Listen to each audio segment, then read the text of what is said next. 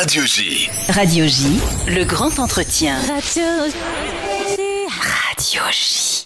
Bonjour à tous, bonjour Monsieur le Grand Rabbin de France, c'est toujours un grand plaisir de vous retrouver et surtout à proximité de grands événements spirituels. Alors nous n'échapperons pas à la règle aujourd'hui, on ne va pas essayer d'ailleurs.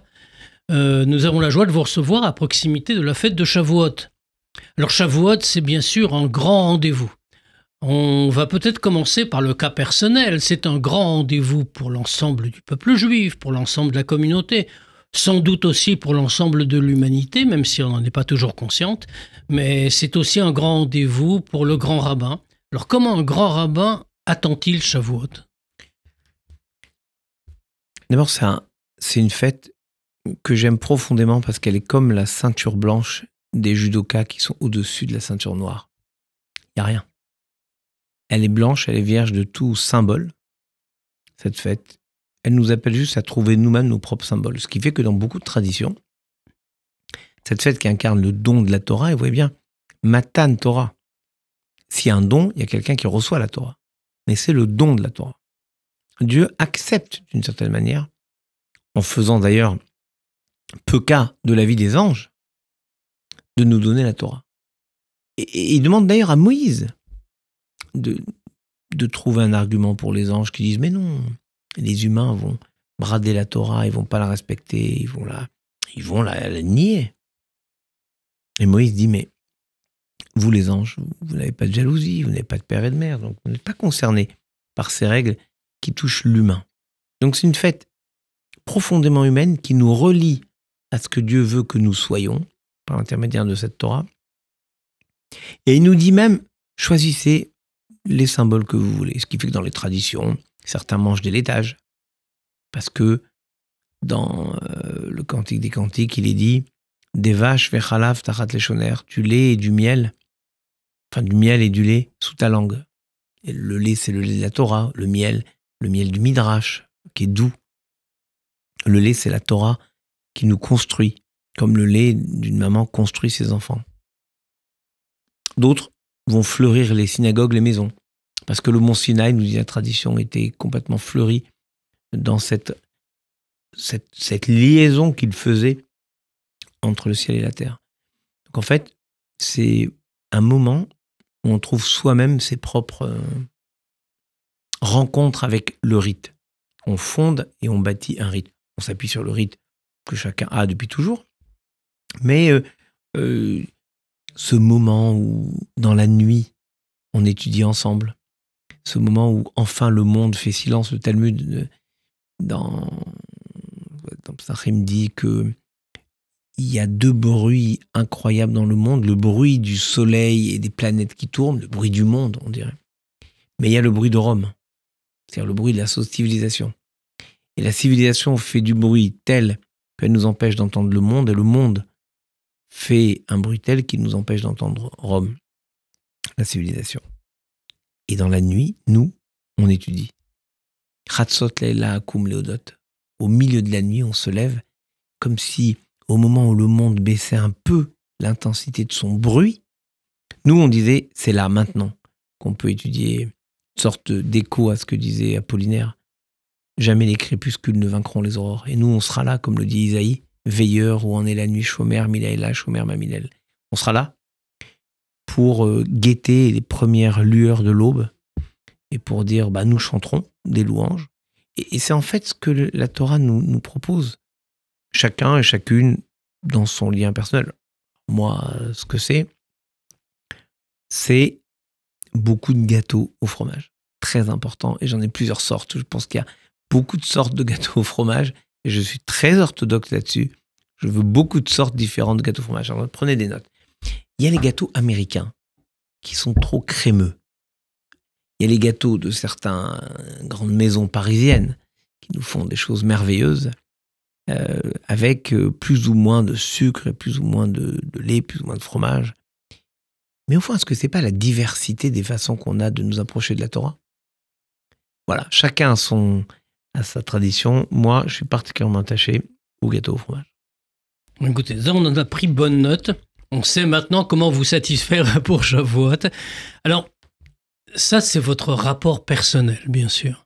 Mais Shavuot, c'est une fête, d'une certaine manière, un petit peu étonnante. D'abord, elle ne dure que 2 jours. Il n'y a pas de rite particulier. Oui, alors vous avez cité les coutumes. Il y a la lecture de la Torah, les 10 commandements, le premier jour de Shavuot. Mais tout cela, c'est une lecture de la Torah. Il y a le livre de Ruth. Le livre de Ruth, parce que bien ça sûr. se passait au moment de Shavuot. Tout à fait. Donc, et la veillée d'études que vous avez rappelée, bien sûr. Donc, toutes ces choses-là. Mais on n'a pas affaire, par exemple, au matzot et au seder de Pessah, au loulav et à la souka de Sukkot. Et pourtant, c'est une des grandes fêtes de pèlerinage. Ouais. Alors, c'est une fête qui interroge toujours. Pourquoi est-elle si importante? Alors, je rappelle que nos sages, d'ailleurs, posent la question, puisque nous disent-ils, nos ancêtres, les Avot, les patriarches, connaissaient toute la Torah alors qu'elle n'avait pas été encore donnée. Ils la connaissaient par inspiration divine.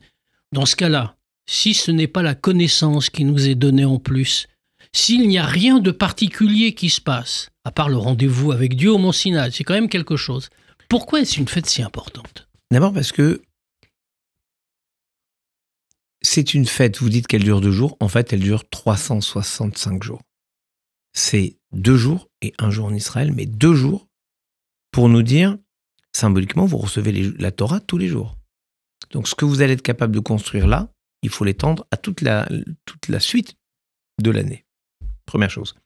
Deuxième chose, ce que vous disiez, qui est très juste, sur les patriarches qui respectent absolument toute la Torah. Mais moi, je vous pose la question, est-ce que vous êtes certain que c'est par inspiration divine, ce que vous avez dit? Je peux vous montrer dans le Talmud qu'il y a 2 méthodes où on pourrait, la Gemara dit, on pourrait retrouver toute la Torah. Si, on savait regarder les animaux. Par exemple, jamais on verra une fourmi voler à une autre fourmi. Donc de là, on apprend l'interdit du vol. On apprend la propreté du chat. On apprend le respect du genre féminin, du comportement du coq. On apprend, et ainsi de suite. Donc en fait, il y a une sorte d'évidence. Et moi, j'ai même une autre théorie, qui est celle que j'ai tirée de Adam, c'est que si on comprenait le monde, si nous n'avions pas les œillères que nous avons, si on comprenait les vibrations du monde, si on savait vibrer à l'unisson du monde, on comprendrait évidemment la Torah. Parce que nous, pourquoi on ne mange pas du lait et de la viande, par exemple? Parce que c'est marqué dans la Torah. Mais si on comprenait vraiment le monde, on saurait que c'est impensable de mélanger du lait et de la viande. Pourquoi on ne travaille pas le Shabbat? Parce que c'est marqué dans la Torah. Mais si on comprenait le monde, on saurait évidemment qu'il est impossible de travailler Shabbat. Et si je prends le lait et la viande tout à l'heure, c'est parce que quand on voit qu'Abraham reçoit des invités, il leur sert d'abord du lait et après, il leur sert de la viande. Alors on dit pourquoi? Si c'était avant le don de la Torah, il aurait très bien pu mélanger ça. Non. Parce que intuitivement, il comprenait tellement le monde qu'il savait que c'était impensable. Donc en fait, oui, on peut dire que c'est par inspiration divine. Mais l'inspiration divine, ça donne un côté magique qui ne nous concerne plus. Je me dis, moi, Dieu, il ne me dit pas comment faire. Mais d'abord, Dieu nous dit comment faire dans la Torah. Et deuxièmement, être à l'écoute du monde et des autres nous permettrait normalement de comprendre intuitivement ce que Dieu attend de nous.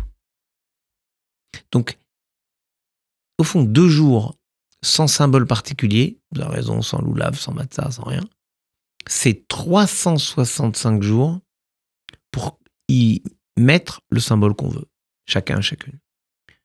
C'est-à-dire que nous allons donc recevoir la Torah, mais ce que nous allons prendre, c'est bien au-delà de la connaissance. C'est ce que vous êtes en train de dire. Par exemple,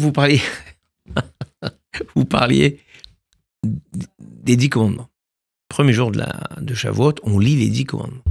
Donc on lit, c'est formidable. Comment on lit les 10 commandements? Assis ou debout? Selon de nombreuses coutumes, en tout cas, debout. Mais selon d'autres coutumes, assis. Et moi, j'aime cette histoire profondément, que je vais partager avec vous, avec vos auditeurs. C'est une communauté qui se déchirait, comme à peu près toutes les communautés, pour savoir est-ce que les 10 commandements, on les écoute assis ou debout. Et ils se bagarraient chaque année. Et ceux qui disaient assis, c'est parce qu'ils disaient, après tout, de quel droit on distingue un morceau de la Torah par rapport à un autre morceau? Chaque morceau de la Torah est aussi saint que n'importe quel morceau de la Torah. Donc il n'y a aucune raison de se lever pour les 10 commandements. Et ceux qui voulaient se lever disaient quand même c'est les 10 commandements. Il y a quelque chose de particulier dans les 10 commandements. Et ils se lèvent, et une moitié se levait, l'autre moitié se levait pas, et ça se bagarre régulièrement. Un jour, ils en ont marre de se bagarrer année après année. ils vont voir le grand rabbin de la grande ville à qui ils posent la question, ils sont devant lui et ils lui disent « Rabbi, est-ce que la tradition c'est de se lever pour les 10 commandements ?» Parce que c'est quand même un morceau particulier. Le rabbin, il dit « C'est pas la tradition. » Ah, les autres sont contents. Ils disent « Alors, la tradition, c'est de rester assis parce que toute la Torah est aussi sainte. » Et il dit « C'est pas vraiment la tradition. » Et là, les deux groupes commencent à se bagarrer devant le rabbin. Et le rabbin leur dit « Voilà, c'est ça la tradition. » Au fond, la Torah, quand on dit on nous donne la Torah, on nous la donne pour qu'on puisse en débattre, en discuter entre nous, pour en faire un objet de débat, c'est-à-dire qu'on inscrit dans notre vie. Pas quelque chose qu'on confine dans l'Arche Sainte comme une sorte de muséification de la Torah, mais quelque chose qu'on met dans nos vies, qui nous appelle à des débats, à des discussions, à des débats même de tradition, même à des oppositions. Mais rappelons-nous ce qui était dit à propos de la parole de Beth Hillel et de Beth Shammai dans le Talmud. Zé vezé divrei Elohim chaim. La parole de l'un, la parole de l'autre, quand elles s'opposent même, elles sont la parole du Dieu vivant parce qu'elles portent une part de vérité. Et nous, dans le don de la Torah, le don de Dieu de la Torah, on doit être là pour récupérer cette Torah, pour la recevoir, pour être, nous, les ustensiles de la Torah. C'est donc une responsabilité immense et cette fête, elle est essentielle, y compris dans le débat autour de ce qui se fait, ce qui ne se fait pas. Toutes les synagogues, j'étais rabbin de communauté, n'oublions pas cela, toutes les synagogues, il y a un office très tôt le matin, juste à la fin de la veillée, il est 5h30, on commence à prier. Et puis, il y a l'office habituel qui commence à 9h, 9h30, je ne sais pas à quelle heure. Et là, on voit les premiers qui arrivent quand les derniers partent, qui est plus, mieux, moins. C'est cette diversité d'interprétation. Shiv'im panim la Torah. Il y a 70 facettes à la Torah, 70 visages de la Torah. Vous en incarnez un, j'en incarne un autre. X, Y, X7, Y7 incarnent chacun et chacune un visage de la Torah. Dieu nous donne la Torah, à nous de la recevoir avec ce que nous sommes. Et avec malgré tout un cadre pour nuancer ce que vous venez de dire avec un cadre général. Alors, le cadre, évidemment, c'est Georges Braque,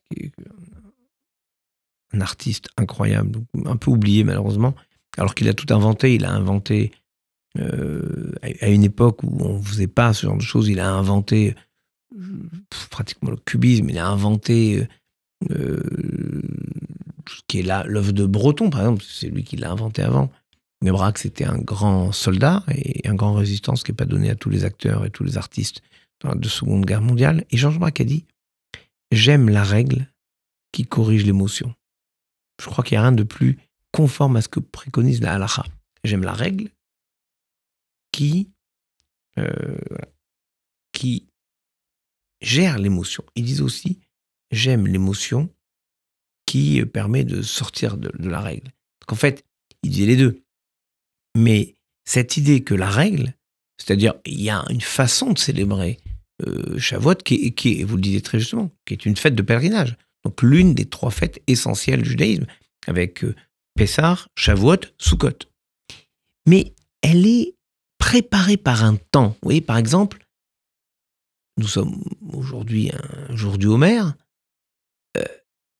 On a depuis Pessah compté le Homer comme pour nous préparer à ces 49 marches qui nous amènent au don de la Torah. On n'est pas sorti d'Égypte juste pour être libre. On est sorti d'Égypte, comme on le dit le soir de Pessah. Si tu nous avais juste fait sortir d'Égypte, daillez-nous, mais c'est pas ça que tu as fait. Tu as fait sortir d'Égypte, traverser la mer, passer le désert, arriver au Sinaï, reçu la Torah. Et c'est pas fini. Après la Torah, on a aussi le rêve d'entrer en Terre Sainte, construire le temple. Donc on est sur un chemin. Et Shavuot, c'est ce moment essentiel qui donne consistance à notre sortie d'Égypte. Pourquoi on est libre? Pour recevoir la Torah.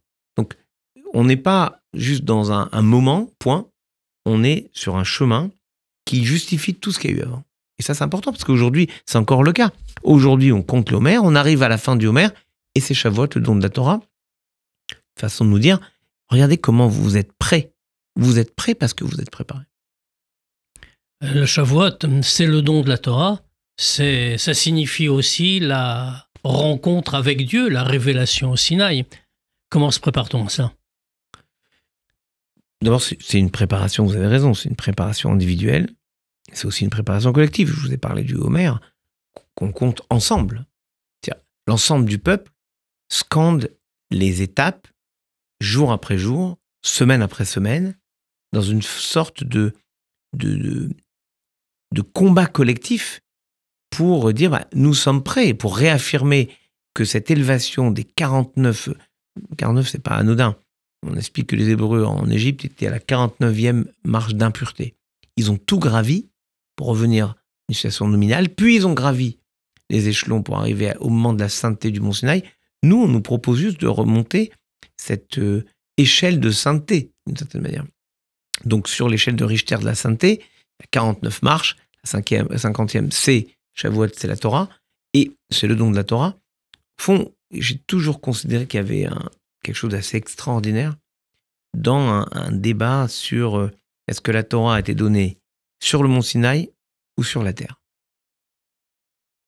C'est-à-dire du ciel ou sur la terre. Ce qui est une vraie différence spirituelle. Bah oui. Et il y a l'épreuve pour les deux. Il est marqué par exemple Mina Shamaim Dibarti Machem. Depuis les cieux, je t'ai parlé sur le Mont Sinaï, depuis les cieux. Donc ça laisserait entendre que Dieu était quand même dans les cieux. Et il y a marqué, c'est bien, je t'ai donné la Torah à l'Ar Sinaï, sur le Mont Sinaï. Et Rashi nous explique, dans le Deutéronome chapitre 4, que Dieu a comme distendu les cieux, il a étiré les cieux comme du plastique, caoutchouc, pour ramener les cieux juste au-dessus du Mont Sinaï.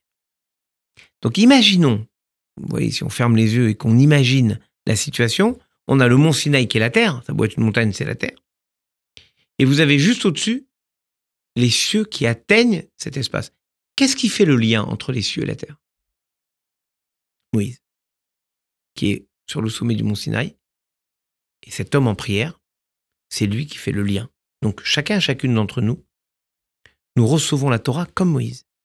Et donc, nous sommes le lien entre le ciel et la terre, en accomplissant la Torah. Donc, spirituellement, si vous voulez, comment on se prépare à ça? On se prépare à cette immense responsabilité. Je suis moi, et vous êtes chacune des auditeurs, vous êtes vous, le lien entre le ciel et la terre. En fait, il y a une publicité d'une compagnie aérienne qui disait « Notre rêve, faire du ciel le plus bel endroit de la terre. » Ben, c'est exactement ce qu'on fait, nous. En fait, quand il y a quelqu'un qui accomplit la Torah, cet endroit de la terre, Enze qui char, c'est la porte du ciel. C'est ce que disait Jacob. Quand Jacob rêve avec l'échelle, Vaikatz Yaakov Mishenato, dit la Genèse, Jacob se réveilla en sursaut de son sommeil. Et Rachid dit Altikre Mishenato, il a mis Mishnato. Ne dit pas il se réveille de son sommeil, mais de sa Mishnah, de son enseignement. Il se réveille en sursaut. Comment je peux dormir dans cet endroit? Enze Kibet Elohim Veze Shara Shamaim. Ce ne peut être que la maison de l'Éternel. Et là, ici, là où je suis, c'est la porte des cieux. Qu'en fait, quand on reçoit la Torah, c'est comme s'il y a la porte des cieux qui s'ouvre et que nous en sommes le point de passage. C'est une grande responsabilité donc qui nous est donnée ici et qui va s'intensifier, si l'on peut dire, avec Shavuot, puisque nous allons de fait, en cette date, recevoir la Torah. Et comme nos textes l'enseignent, la même expérience spirituelle se renouvelle d'année en année. Autrement dit, nous ne fêtons pas un événement historique. Non, je l'ai toujours considéré comme ça. D'ailleurs, tous les événements du calendrier juif, ce ne sont jamais des commémorations. Commémoration, c'est vous rappeler ce qui s'est passé il y a 3300 ans. Mais nous, on fait des remémorations. C'est-à-dire qu'on revit à l'instant ce qui s'est passé. À Pessah, on le dit clairement. À Pessah, il n'y a pas de shikaya, on le dit. Chayav Adam liroot et atzmo keilu hu atzmo yatsa miMitzrayim. Chacun est obligé de se considérer comme si lui-même il était sorti d'Égypte. Ça veut dire que, évidemment, là, on doit se considérer comme si nous-mêmes recevions la Torah quand Ayom. Rachid dit Ayom, Ayom. Aujourd'hui. Aujourd'hui, même aujourd'hui. Donc, on a, je crois, à sortir de cette idée d'un temps linéaire pour accepter le principe juif du temps, qui est un temps circulaire, qui s'élève toujours, mais qui est un temps circulaire, où les moments sont des moments qu'on peut revivre intensément. On voit par exemple, quand on passe à un endroit où on a eu un miracle, on fait une bénédiction, source de bénédiction soit-tu Seigneur, qui m'a fait un miracle à cet endroit. Quand on passe une date où on a eu un miracle, on fait aussi une bénédiction. Donc en fait, le temps, on n'en est pas prisonnier, on lui donne une épaisseur qui nous permet de revivre les événements et de retrouver l'élan premier. Bien, monsieur le grand rabbin, nous allons laisser passer une petite plage, le temps d'une pause, et puis nous nous retrouvons pour la poursuite de notre réflexion.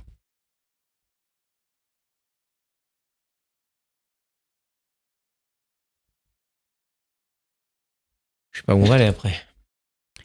Je vais vous parler. Je vais vous parler de l'arme de demain. Ah, c'est pas mal. Santé du monde, tu connais ça? Non, je la connais pas. Téléphone. La bombe humaine. Ta génération aussi. Non. T'es un peu plus vieux que moi, toi. Non. Si? T'as quel âge? Ah oui, je sais plus. Oui. Non, de combien? T'as quoi? J'ai 71 aujourd'hui. Non. Oui. Aujourd'hui? Non, pas aujourd'hui, en ce moment. Tu as vu comment j'ai fait attention à ne pas dire le jour du Homer? Parce qu'on est décalé. J'allais dire 36. Oui. Et je me suis arrêté à temps. Moi-même, je me suis dit, mais pourquoi il dit pas le jour?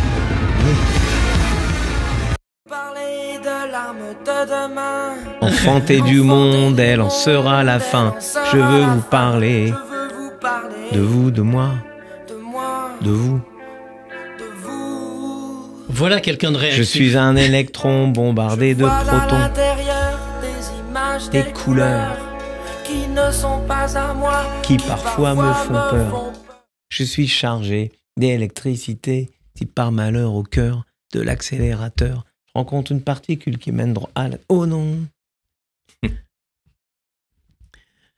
Monsieur le grand rabbin de France, c'est toujours avec plaisir que nous vous recevons pour réfléchir ensemble aux grands événements spirituels. Aujourd'hui, nous vous recevons bien sûr pour parler de Shavuot. Et dans cette deuxième partie, eh bien, je vais vous proposer d'orienter notre réflexion un peu plus largement. Shavuot, finalement, bien sûr, c'est une de nos grandes fêtes, vous l'avez rappelé, une des fêtes de pèlerinage, une grande fête du calendrier juif, le don de la Torah. Les 10 commandements qui vont retentir dans toutes les synagogues le matin du premier jour de Shavuot, et tout ce que cela signifie, la rencontre avec Dieu. Maintenant, c'est malgré tout un événement bouleversant et qui dépasse très largement le peuple juif en particulier. Oui. C'est un événement qui littéralement concerne l'humanité. Comment peut-on l'exprimer? Alors, c'est très juste ce que vous dites parce que la Torah a été donnée d'après le Midrash en 70 langues. Le monde entier a vibré, a même résonné la voix de Dieu. Quand les 10 commandements ont été donnés. Et d'ailleurs, on voit bien à quel point ce que disait mon maître, le grand Machouchna, on pense que c'est évident d'aimer ses parents, de respecter ses parents. Si la Torah n'avait pas dit « honore ton père et ta mère », jamais le monde ne se serait construit sur le respect des générations précédentes. Jamais. Donc en fait, l'apport de la Torah dans la conception de la morale humaine, ce qu'on appellerait la loi naturelle, est immense. Cet apport est immense, incommensurable. Sauf que nous, on n'a jamais demandé un copyright. Et si les uns les autres accomplissent les 7 commandements de Noé, nous, ça nous va parfaitement. Mais le monde a entendu, et je vais vous dire, il faut entendre ce que je vais vous dire, c'est assez violent. Le monde a entendu ce qu'Israël était prêt à endosser comme message à porter aux yeux et aux oreilles de tous et de toutes. Et c'est de là que débute la haine des Juifs. Puisque l'une des interprétations sur le nom du mont Sinaï, c'est qu'il porte la Sina, en hébreu la haine. Parce qu'en réalité, des gens qui vous rappellent à vos devoirs, c'est agaçant. Et nous sommes ceux qui rappelons l'humanité à ses obligations morales. Et d'ailleurs, chaque fois que quelqu'un veut défaire de l'humanité dans une société, la première chose qu'il fait, il élimine les Juifs, qui sont toujours ceux qui vont lui rappeler « tu ne peux pas faire ça ». D'ailleurs, hors antenne, là, tout à l'heure, je dévoile de grands secrets de fabrication pendant la fameuse pause. Je ne sais pas pourquoi c'est venu de chanter La bombe humaine, la chanson de téléphone, que notre opérateur a magnifiquement retrouvée en à peu près 15 secondes, 3/10. comme nous sommes dans une année olympique, il faut tout chronométrer. Et il a fait, même moins que 15 secondes, 3 dixièmes, il a fait à peu près 5 secondes, 2 dixièmes. Enfin, très rapide. La bombe humaine, c'est toi, elle t'appartient. Alors, la jeunesse, les paroles de téléphone. Au fond, nous portons l'idée qu'il y a une bombe humaine. C'est-à-dire, nous sommes porteurs de quelque chose qui défait le monde, qui défait le ronronnement du monde. Nous sommes porteurs de ce message divin qui s'appelle pour nous l'élection, c'est-à-dire la responsabilité qui est la nôtre de porter la Torah. On n'a jamais voulu l'imposer aux autres, jamais. Mais le simple fait que nous rappelions qu'il y a des règles qui s'imposent, nous sommes une bombe pour certaines humanités, ou pardon, pour certaines inhumanités. Et on le voit bien aujourd'hui. Quand le monde veut accepter, tolérer l'inacceptable et l'intolérable, il en vient forcément à diaboliser, à criminaliser le peuple d'Israël, que ce soit le peuple juif ou l'État d'Israël. Et c'est la même haine qui est à l'œuvre, la même haine, depuis le Sinaï. Et d'ailleurs, regardez, qu'est-ce que dit Moïse juste après le don de la Torah? Regardez bien ce passage de l'Exode. Chapitre 14, verset 13, Moïse dit au peuple, juste avant le passage de la mer Rouge, « Vayomer Moshe elam al tiraou » n'ayez pas peur, vous allez vous en sortir. Oui, il y a 600 chars égyptiens qui arrivent, il y a la mer qui est infranchissable, mais vous allez vous en sortir, n'ayez pas peur. Et juste après le don de la Torah, « Vayomer Moshe elam al tiraou ki li ba'avur nasot etrem ba'Elohim » n'ayez pas peur. Vous acceptez la Torah, c'est une responsabilité immensissime. N'ayez pas peur de cette responsabilité. Elle vous coûtera beaucoup. Elle sera terrible pour votre histoire. Mais n'ayez pas peur parce que qui les bat à vous, parce que c'est pour ça que Dieu vous a choisi. Et on connaît ce midrash où tous les peuples ont la Torah qui leur est proposée. Et c'est un midrash merveilleux. Parce qu'on pourrait le voir en disant, tel peuple a dit, je veux pas, moi je suis construit sur le vol, moi je suis construit sur l'idolâtrie, je suis construit sur ci, sur ça, je peux pas, le meurtre, je peux pas accepter la Torah. En fait, ce sont des peuples qui ont dit, on accepte 612 commandements moins 1. C'est quand même pas mal. 612 sur 613. Non. Parce que c'est pas un quantum. Et c'est même pas de tout respecter. Si vous acceptez toute la Torah, mais vous dites ça je fais pas, ça je fais pas, ça je fais pas, c'est pas terrible. Mais vous acceptez la Torah, donc vous êtes dans cette responsabilité. Vous dites pas c'est pas bien. Vous dites moi j'arrive pas ou j'ai pas envie. Mais eux ils ont pas dit ça. Ils ont dit toute la Torah est bonne sauf ce commandement. Comme s'il pouvait y avoir quelque chose d'imparfait dans l'attente de Dieu envers les hommes. Nous, on n'a pas dit ça à Dieu. On a dit à Dieu, tout ce que tu nous donnes, on accepte. On ne discute pas. Et on a accepté la Torah avec sa charge, y compris sa charge de haine des nations, qui voit en nous littéralement une bombe humaine. À savoir, cette bombe qui va fracasser et leur apathie et leur conviction d'agir bien quand en fait ils savent très bien qu'ils agissent mal. Le don de la Torah, c'est aussi une norme qui descend du ciel pour la première fois dans l'histoire de l'humanité. Alors quand on regarde un petit peu en Deuxième fois peut-être. Oui, en effet. Il y a eu les 7 commandements de Noachid. Absolument. Mais je suis d'accord. Disons en fait, si on a 613 commandements, plus 613, plus les 7 de Noé, qu'on retrouve différemment, ce ne sont pas les mêmes. On a 620, qui est un chiffre important.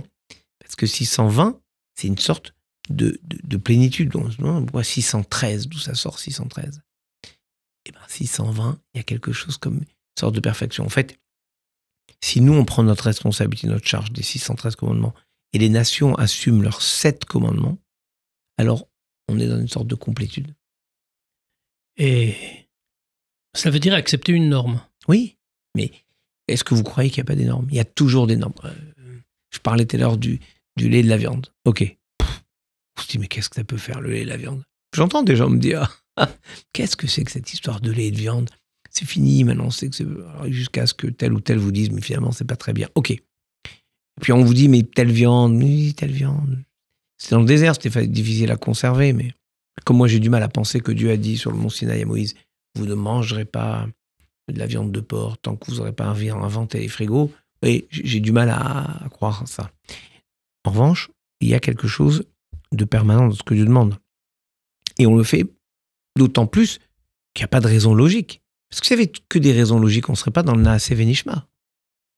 Vous voyez, la Torah, et d'ailleurs c'est étonnant, j'ouvre une parenthèse, on dit toujours les Hébreux au pied du Mont Sinaï, on dit Naaseh Venishma, nous allons accomplir et nous allons comprendre. Comme si on faisait primer l'action sur la compréhension. C'est un peu léger. C'est un peu léger, je vais vous dire pourquoi. Parce que c'est vrai que les Hébreux ont dit ça, mais 2 fois avant, ils ont dit Naaseh. Naaseh. On va faire. Il n'y a pas cette notion de Nishma. Et j'ai vu un commentaire merveilleux qui dit la chose suivante. Au fond, comment vous pouvez faire toute la Torah? Vous vous appelez Chaim Nissenbaum.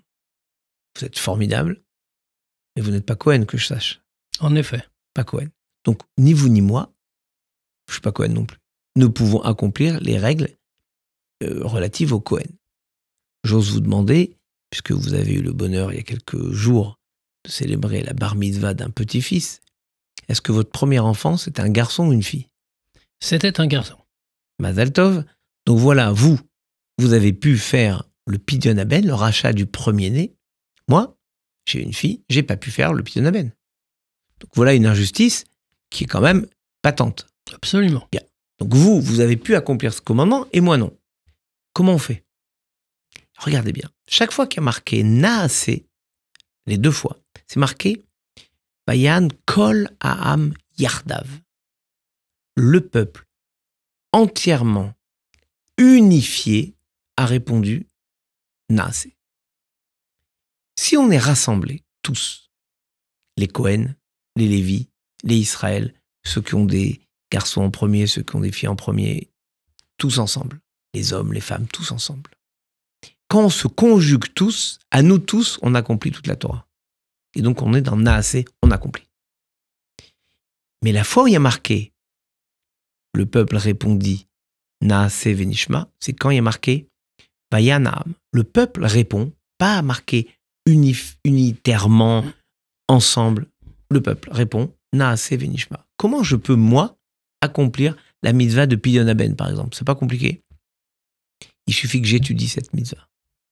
Et donc, vous avez 2 façons d'accomplir toute la Torah, soit de vous rassembler, et donc ensemble, on accomplit tous les commandements, soit vous accomplissez ce que vous pouvez accomplir, Naaseh, et Nishma au sens d'étude, d'écouter, d'apprendre, d'accomplir par l'étude. Et là, vous avez les 2 façons d'accomplir l'intégralité des commandements. Je crois que c'est aujourd'hui quelque chose de très, très fort. Nous disons qu'on doit, par exemple, il y a tous les commandements liés au temple, on doit les étudier. On voit bien les commandements liés au service divin dans le temple, à l'encens, tout ce qu'on lit dans les Kétoret qui paraît être un surplus de temps, et c'est vrai que ça prend parfois du temps, mais l'étudier, c'est le vivre. Et c'est aussi ça, recevoir la Torah. C'est concevoir cette Torah, elle est une charge, une responsabilité, oui, mais elle nous permet peut-être de comprendre les autres, de comprendre le monde, même dans ce qui ne s'applique plus, puisque en l'étudiant, et même sur ce qui ne s'est jamais appliqué. Regardez par exemple, je peux vous montrer un commandement, par exemple, qui ne s'est jamais appliqué, dit le Talmud. Le fils rebelle. Quel intérêt de donner un commandement qui n'a jamais été appliqué? C'est qu'il est de ces commandements qui construisent une pensée collective. Et l'étudier, c'est rendre probantes les leçons que nous raconte cette histoire. Le fils rebelle, c'est si des parents ont un fils rebelle, glouton, violent, ils le prendront, ils l'amèneront chez le juge, ils diront « Bénénouzé, Sorère Moré, ce fils-là est un fils rebelle, on le prend, on le lapide et l'affaire règlée. » Ça n'a jamais existé, dit le Talmud. Il y a bien un rabbin qui dit « J'ai vu sa tombe. » Enfin, ça n'a jamais existé. Pourquoi? Alors pourquoi ça existe dans la Torah? Parce que la Torah connaît les tréfonds de l'âme humaine, parce que c'est Dieu qui nous a créés et qui a créé la Torah. Et puisque la Torah connaît les tréfonds de l'âme humaine, elle sait les tentations de vouloir être dans la violence. Et quand tu vas être dans la violence, regarde-toi la part de responsabilité que tu as sur la violence dans le monde. Et tu verras que tu jugeras les choses un peu différemment. Donc en fait, tout fait sens, ce qui est applicable, ce qui n'est pas applicable. Et il y a un enjeu majeur, je crois, à la fête de Shavuot, à savoir recevoir cette Torah que Dieu nous donne. Le dernier grand point que je voudrais aborder avec vous, et qui nous ramène bien sûr au cœur de la fête, et on l'a entendu d'ailleurs dans vos propos à l'instant, c'est l'idée d'unité.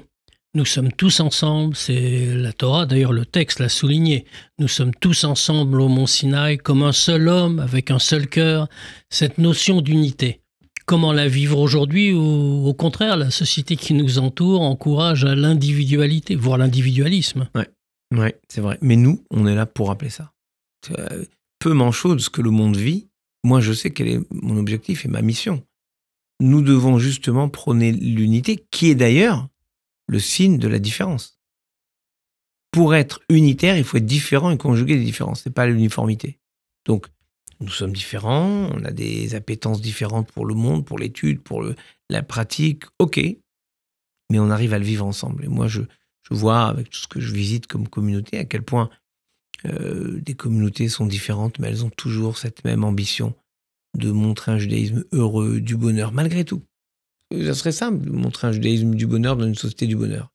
Il y a une grandeur du judaïsme, et c'est peut-être ça l'immense responsabilité que Dieu nous a confiée en nous offrant la Torah, c'est qu'il y a une responsabilité du judaïsme à prôner une société du bonheur et de la joie, de la simcha, parce que c'est quand même une fête joyeuse. Shavuot, c'est une fête joyeuse. Et de nous dire, malgré tout, vous allez porter ce joug. Et j'aime cette phrase merveilleuse qui nous dit, il y a deux façons dans les Maximes des Pères, puisque nous étudions les Maximes des Pères tous les Shabbatot entre Pessah et Shavuot, les Maximes des Pères disent, celui qui refuse le joug de Dieu est asservi par le joug des hommes. Parce que vous vous soumettez aux règles. Regardez, tout à l'heure, on prenait l'exemple du lait de la viande. On ne peut pas manger du lait de la viande. OK. Imaginons que vous ne voulez pas vous soumettre au joug de Dieu. Et vous faites ce que vous voulez. Moi, je ne suis pas un amateur ni de vin, ni de fromage. Wow, c'est comme ça. Enfin, je sais que les spécialistes considèrent que c'est une hérésie absolue de boire du vin blanc avec du fromage. Hérésie, c'est marqué où? Pourquoi? Parce qu'un jour, le grand gastronome, je sais pas, Vatel, a décidé que le vin, il fallait que ce soit du vin rouge avec le fromage, parce que ça s'harmonise mieux. Et vous aimez le sauterne avec le fromage. Vous avez le droit. Mais ça se fait pas. Pourquoi? Parce qu'en réalité, on a tous des règles. On est tous soumis à des règles. C'est faux de croire que si on se débarrasse du joug de la Torah, du joug de Dieu, on sera libre. Non, on aura un autre joug sur nous. Donc, quitte à avoir un joug, autant avoir un joug cohérent, qui est celui de l'espérance, celui que nous offre Dieu. Et c'est ce moment-là, de Shavuot, où on dit à Dieu, mon Dieu, ton joug, il peut être difficile des fois, il nous a coûté très cher, mais pour rien au monde, on abdiquerait de cette responsabilité que tu nous as confiée, de recevoir ta Torah et de la porter et de la transmettre. Une dernière question peut-être, c'est que malgré tout, nous ne pouvons pas faire l'impasse sur la situation dans laquelle nous vivons aujourd'hui. Nous savons que le monde est plus difficile que ce qu'il a pu être dans les années passées. Et cette année, Shavuot va se dérouler avec toute la joie nécessaire, bien sûr, avec tous les rites et tout l'enthousiasme qu'il faut. Il va se dérouler dans un contexte qui est sans doute un peu morose. Alors que peut-on dire aujourd'hui à chacun? Comment retrouver la joie? Vous posez la bonne question. La question du moment, pas que pour Shavuot d'ailleurs, la question du moment. Moi, je crois qu'il y a un effort à faire. Quand Dieu nous dit « Ivdou et Hashem besimcha », Ivdou. Dans Ivdou, il y a travailler, il y a faire un effort. Le Rabbi Moïse Loussato, l'auteur du Messilat Yesharim, le chemin de la rectitude, dit « Adam le Amal Yulad ». L'homme est né pour faire des efforts, y compris dans la joie. C'est pas facile d'être joyeux tout le temps. Vous pouvez être écrasé par le monde, par l'obscurité. Mais je vous l'ai cité tout à l'heure, Apollinaire, j'y crois profondément. Jamais les crépuscules ne vaincront les aurores. Étonnons-nous des soirs, oui, mais vivons les matins. Et c'est peut-être la plus grande des façons juives de clamer la présence de Dieu dans le monde. C'est, mon Dieu, tu nous as demandé d'être joyeux, quoi qu'il en coûte, eh ben nous serons joyeux, quoi qu'il en coûte, même si ça peut être difficile, même si une partie de notre cerveau garde à l'esprit ce qui s'est passé, l'horreur absolue qui s'est passée en Israël le 7 octobre, si au quotidien, une partie de la jeunesse israélienne sacrifie cette jeunesse, sacrifient ce temps d'espérance qu'est la jeunesse, qu'est la fin de l'adolescence. Ils ont 18 ans, ils ont 19 ans, et ils meurent pour sauver quelque chose de l'espérance collective et de l'État d'Israël et du peuple d'Israël. Oui, mais c'est pour eux alors, peut-être plus encore, qu'on doit faire cet effort d'être joyeux et d'être heureux. Parce que si ils se sacrifiaient pour que nous ne soyons même pas joyeux, franchement, ça serait à pleurer. Alors plutôt que de pleurer, je préfère rire et dire merci mon Dieu de tout ce que tu nous donnes, c'est à la Tov. C'est la bénédiction qu'on adresse à Dieu. Et simplement de dire, mon Dieu, permets-moi d'être là, au pied du mont Sinaï, comme nous l'avons tous été. Chacun et chacune, nos âmes étaient au pied du mont Sinaï. Nous avons reçu une fois la Torah, nous la recevons année après année. Et cette année, nous la recevrons dans une joie démultipliée. Mais écoutez, on ne peut répondre que Amen à un tel souhait. Nous vous le retournons. Nous vous souhaitons un excellent Shavuot, c'est-à-dire un Shavuot enthousiaste et très joyeux et très inspirant, ainsi que pour tous nos auditeurs. Et merci d'être venu participer à cette émission une fois de plus. Merci à vous. Bonne fête. Bonne fête à tous.